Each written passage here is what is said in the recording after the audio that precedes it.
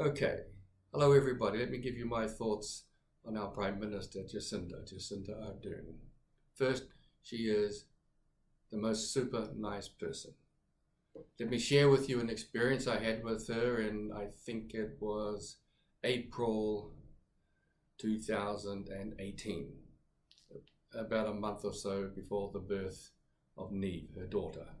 At that time, we didn't know whether Jacinda was having a girl or a boy. Anyway, it's at Turanga Waiwai Marae, the marae of King Tuariki, and I was doing the speaking that day on behalf of the king. We had a private luncheon with 16 of us, I think it was, and during lunch I'm sitting across from the king and across from the Prime Minister. And I look at Jacinda. Prime Minister,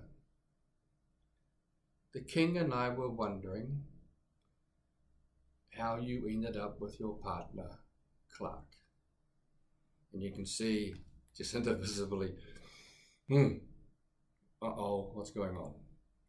Is it true that you went and watched Gone with the Wind and you thought you were getting Clark Gable?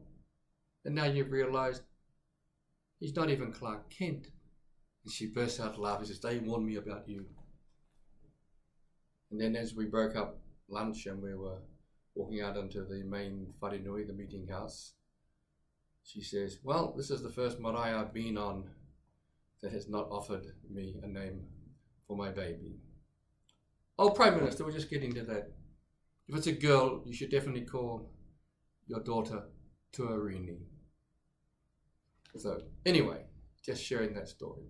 So back to the business at hand. A lovely person, our Prime Minister, under the stresses of the disasters that have happened, the mosque, Whakaari, COVID, you can't fault the way Jacinda has conducted herself, the way she has handled things.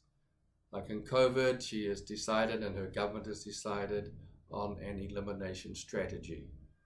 And you have to say they've succeeded. Yeah, they've had a couple of bits of luck at times, but hey, we all need luck. But overall, it was a result of good management.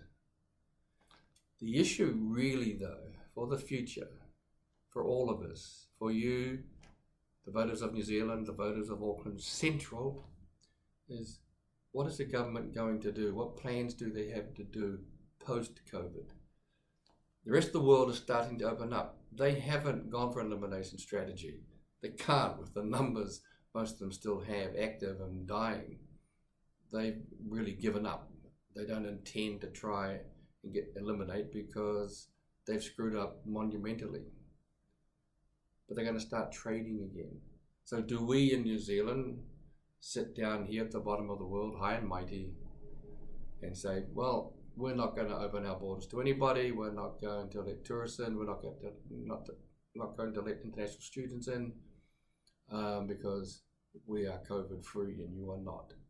No, that's a huge decision. So can Jacinda handle it? I guess time might tell. Say might because no one can guarantee that Labour will get back in as the lead partner of government, though the polls certainly indicate that to be. But let's go back to the track record. You know, it was only 3 years ago that as Jacinda was campaigning, she was promising all sorts of things. Promising things about light rail, promising 100,000 houses, affordable houses, promising 1 billion trees, and none of those things have happened. So one does have to sit back and reflect. While Jacinda has been fabulous on those terrible times of the mosque, Whakaari, and COVID, has she really been able to manage the economy? Anyway, that's my thoughts today. Take care.